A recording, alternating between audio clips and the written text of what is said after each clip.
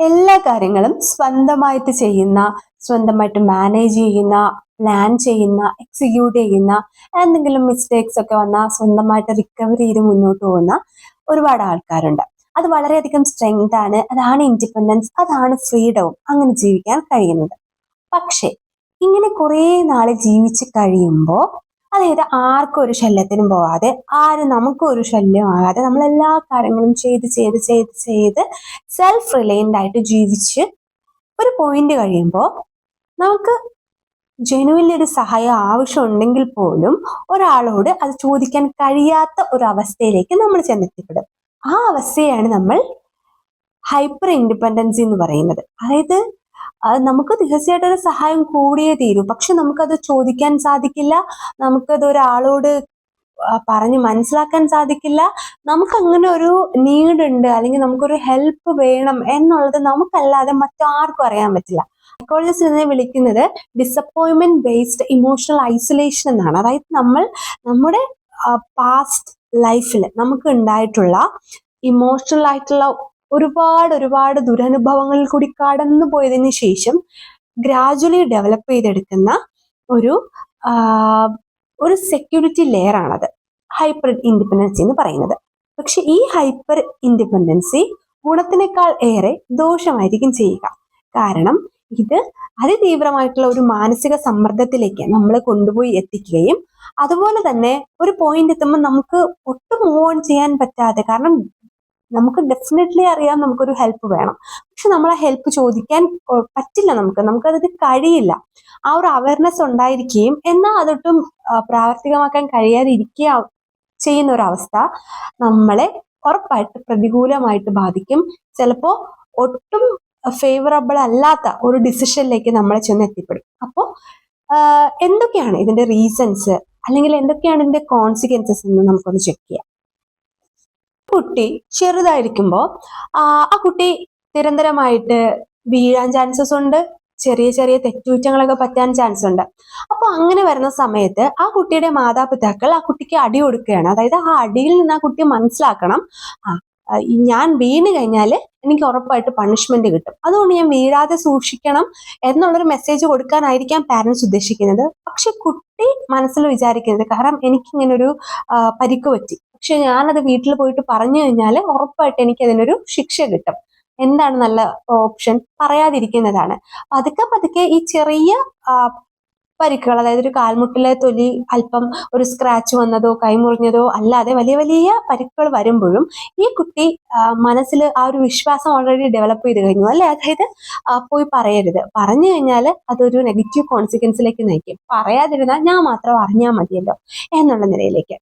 അതായത് നമുക്ക് എത്തിച്ചേരാവുന്ന പോയിന്റ് എന്താണ്? ചൈൽഡ്ഹുഡ് ട്രോമകളാണ്. അതായത് നമ്മുടെ കുട്ടിക്കാലത്ത് നമ്മുടെ വളർത്തിയ രീതികൾ ചിലപ്പോൾ നല്ല ഉദ്ദേശത്തോടു കൂടി ആയിരിക്കാം രക്ഷകർത്താക്കൾ പല കാര്യങ്ങളും ചെയ്തിട്ടുണ്ടായിരിക്കുക. അത് നമുക്കുണ്ടാക്കിയിട്ടുള്ള നെഗറ്റീവ് ഇമ്പാക്ട്സ് വളരെ കൂടുതലായിരിക്കും. അതുപോലെ തന്നെ നമ്മൾ വളർന്നു വരുന്ന കാലഘട്ടത്തിൽ പല കാര്യത്തിലും നമ്മൾ പലരോടും ഹെൽപ്പ് ചോദിച്ചിട്ടുണ്ടായിരിക്കും. പക്ഷെ അവരിൽ നിന്നിട്ട് ഉണ്ടായിട്ടുള്ള വളരെയധികം ഡിസപ്പോയിൻമെന്റ് ജനറേറ്റ് ചെയ്യുന്ന, അല്ലെങ്കിൽ നമുക്കൊട്ടും സഹിക്കാനോ മറക്കാനോ പറ്റാത്ത അനുഭവങ്ങളും നമ്മൾ വളർന്നു വരുമ്പോൾ നമ്മുടെ ഉള്ളിൽ ഇത്തരത്തിലുള്ള ഹൈപ്പർ ഇൻഡിപെൻഡൻസിയെ വളരെ നല്ല രീതിയിൽ ഒരു ഫൗണ്ടേഷൻ ഓൾറെഡി ബിൽഡപ്പ് ആയിട്ടുണ്ടാവും അതിനു വേണ്ടിയിട്ട്. അപ്പൊ നമുക്ക് ഇനി അവിടെ അറിയാം, നമ്മൾ ചിലപ്പം ഒരു ഹെൽപ്പ് ചോദിച്ചു പോയാൽ ഹെൽപ്പ് കിട്ടുന്നതിന് നമ്മൾ ചിലപ്പോൾ വലിയ വില കൊടുക്കേണ്ടി വരും, അല്ലെങ്കിൽ ആ ഹെൽപ്പ് റിജക്റ്റ് ചെയ്യപ്പെടാം, അല്ലെങ്കിൽ ആ ഹെൽപ്പ് തരുന്നതിന് പകരം നമ്മൾ അപമാനിക്കപ്പെട്ടേക്കാം. ഒന്നും ചോദിക്കാതിരുന്നു കഴിഞ്ഞാൽ ഇത്രയല്ലേ ഉള്ളൂ എന്നുള്ള രീതിക്ക് നമ്മുടെ ഇൻട്രൂസീവ് തോട്ട്സ് വളരും. ഇനി ഒരുപാട് ആളുകള് സർവൈവൽ മോഡിൽ ജീവിക്കുന്നവരുണ്ട്. അതായത് സർവൈവൽ മോഡ് എന്ന് പറയുന്നത് ചുറ്റും ഉണ്ടാവുന്ന പല സാഹചര്യങ്ങളെയും അതിജീവിച്ച് മുന്നോട്ട് പോകേണ്ട ഒരവസ്ഥ, അല്ലാതെ ജീവിക്കുന്നു എന്നുള്ളൊരു തോന്നലില്ല. ഏതൊക്കെയോ യാന്ത്രികമായിട്ടുള്ള ദിനചര്യകളിൽ കൂടി ലൈഫ് ഇങ്ങനെ പോയിക്കൊണ്ടിരിക്കുകയാണ്. പല കാര്യങ്ങളും നമ്മൾ ചെയ്തേ പറ്റൂ, പല കാര്യങ്ങളിൽ കൂടി കടന്നു പോയേ പറ്റുള്ളൂ, പല കാര്യങ്ങളും അതിജീവിച്ചേ പറ്റുകയുള്ളൂ. അതാണ് ഒരു സർവൈവൽ മോഡ് എന്ന് പറയുന്നത്. അപ്പം ഈ ഒരു സർവൈവൽ മോഡിൽ കൂടി മാത്രം ഒരു ലോങ് ടേം ഒരാൾക്ക് കടന്നു പോകേണ്ടി വരികയാണ്. അവിടെ ജീവിക്കുകയാണ് എന്നൊരു തോന്നലോ ജീവിക്കുകയാണ് എന്നുള്ളതിന്റെ യാതൊരു ഇൻഡിക്കേഷൻസോ ഇല്ലാത്തൊരു ലൈഫ്. ഇത്തരത്തിലുള്ള ഒരു സർവൈവൽ മോഡ് ലൈഫും എന്തിന് കാരണമാകാം? ഹൈപ്പർ ഇൻഡിപെൻഡൻസി വരാൻ ഉള്ള ഒരു കാരണമാകാം.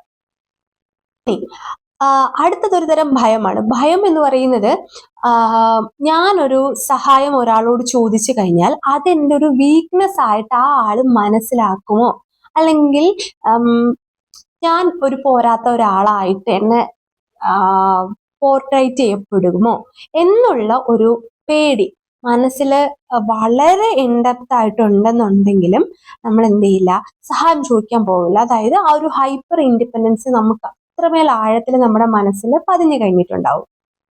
കാരണം എല്ലാവരിലും കാണുന്നതല്ല, എങ്കിലും ഒരുപാട് ആളുകളിൽ കാണുന്നതാണ്. അതായത് പെർഫെക്ഷനിസം ആണ്. അതായത് പല കാര്യങ്ങളും ഞാൻ ചെയ്താൽ മാത്രമേ ശരിയാവുകയുള്ളൂ, വേറൊരാളും ചെയ്താൽ അത് ശരിയായില്ല.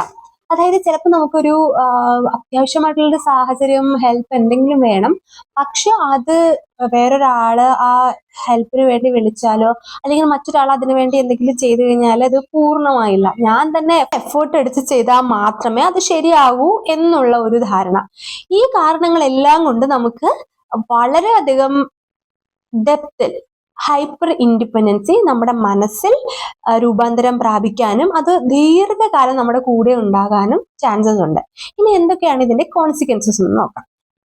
ബേൺ ഔട്ട് സെൻസേഷൻ ആണ്. അതായത് ഈ എല്ലാ ഭാരങ്ങളും നമ്മുടെ മനസ്സിലാണെന്നൊരു തോന്നൽ, നമ്മൾ ഇമോഷണലി, മെന്റലി, ഫിസിക്കലി ഒക്കെ നമുക്ക് ഭയങ്കരമായിട്ട് നമ്മുടെ ഷോൾഡേഴ്സ് വളരെയധികം ഓവർ വെയിറ്റ് ക്യാരി ചെയ്യാണ് എന്നുള്ള ഒരു അവസ്ഥയായിട്ടുള്ള ഒരു അവസ്ഥയിലേക്ക് നമ്മൾ എത്തിച്ചേരും. അതൊരു കാര്യം. പിന്നെ അടുത്ത ഒരു കോൺസിക്വൻസ് എന്ന് പറയുന്നത് ലോൺലിനെസ് ആണ്. അതായത് നമുക്ക് ഏതൊരു റിലേഷൻഷിപ്പിൽ നിൽക്കുമ്പോഴും, ഈവൻ അതൊരു ഹെൽത്തി റിലേഷൻഷിപ്പ് ആവട്ടെ, ഒരു സേഫ് എൻവയൺമെന്റ് ആവട്ടെ, നമുക്കവിടെ എന്ത് ഫീൽ ചെയ്യും? ലോൺലിനെസ്. നമുക്ക് ഭയങ്കര ഒറ്റപ്പെടലായിരിക്കും. കാരണം നമുക്ക് വേണ്ട കാര്യങ്ങൾക്ക് നമ്മൾ തന്നെ ചെയ്തേ പറ്റുകയുള്ളൂ, മറ്റാരും അതിലൊന്നും ഇല്ല എന്നുള്ള ഒരു അവസ്ഥ വരുമ്പോൾ, അല്ലെങ്കിൽ ആ അവസ്ഥ നമ്മൾ ഉറപ്പായിട്ട് വിശ്വസിക്കുമ്പോൾ നമുക്കുണ്ടാവുന്ന ലോൺലിനെസ് ആണത്. ട്രസ്റ്റ് ഇഷ്യൂസ് ഉണ്ടാവാം, ആരെയും വിശ്വസിക്കാൻ പറ്റാത്തൊരവസ്ഥ. പിന്നെ നമ്മൾ എല്ലാവരും അനുഭവിക്കുന്ന മറ്റൊരവസ്ഥ ആങ്സൈറ്റി. എല്ലാ കാര്യത്തെ പറ്റിയിട്ടും അമിതമായിട്ടുണ്ടാവുന്ന ഉത്കണ്ഠ, അതാണ് ആങ്സൈറ്റി. ഇത്തരത്തിലുള്ള ഒരുപാട് പ്രത്യാഘാതങ്ങൾ ഉള്ളതാണ് ഹൈപ്പർ ഇൻഡിപെൻഡൻസി എന്ന് പറയുന്നത്. അതുകൊണ്ട് ശരിക്കും നിങ്ങൾ ഹൈപ്പർ ഇൻഡിപെൻഡൻസി എന്നുള്ളൊരു അവസ്ഥ എക്സ്പീരിയൻസ് ചെയ്യുന്ന ഒരാളാണെന്നുണ്ടെങ്കിൽ നമ്മളത് മാറ്റിയെടുക്കണം. മറ്റൊരാൾക്ക് യാതൊരു ബുദ്ധിമുട്ടും ഇല്ലാത്ത വളരെ നിസ്സാരമായിട്ടുള്ള ഒരു ഹെൽപ്പ് നിങ്ങൾക്ക് മറ്റുള്ള ഒരാളോട് ചോദിച്ചുകൊണ്ട് സ്റ്റാർട്ട് ചെയ്യാം. അതായത് ചെറിയ ചെറിയ കാര്യങ്ങൾ, നിങ്ങൾക്ക് ആവശ്യമില്ലാത്തൊരു കാര്യമായിരിക്കും, പക്ഷെ മറ്റൊരാൾക്ക് യാതൊരു ബുദ്ധിമുട്ടും ഉണ്ടാവാത്ത തരത്തിലുള്ള വളരെ വളരെ മൈന്യൂട്ട് ആയിട്ടുള്ള ഒരു സഹായം ഒരാളോട് ചോദിക്കുക. അതൊന്ന് കുറച്ചുകൂടി പ്രാക്ടീസ് ചെയ്യുക.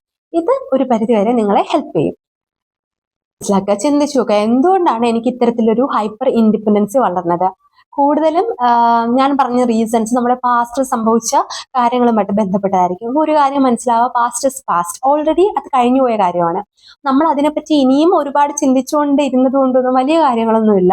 സോ അതൊക്കെ കഴിഞ്ഞു പോയി, നമ്മൾ അവിടെ നിന്ന് ഒരുപാട് ദൂരം സഞ്ചരിച്ച് കഴിഞ്ഞു എന്ന് നമുക്ക് നമ്മുടെ മനസ്സിനെ ഒന്ന് പറഞ്ഞ് മനസ്സിലാക്കാം. അടുത്തത്, നമുക്ക് ബൗണ്ടറീസ് ക്രിയേറ്റ് ചെയ്യാം, പക്ഷെ ഒരിക്കലും വാൾസ് ക്രിയേറ്റ് ചെയ്യരുത് മനുഷ്യബന്ധങ്ങൾക്കിടയിൽ. അതായത് ബൗണ്ടറീസും അതിർവരമ്പുകളും വൻമതിലുകളും തമ്മിൽ ഒരുപാട് വ്യത്യാസമുണ്ട്.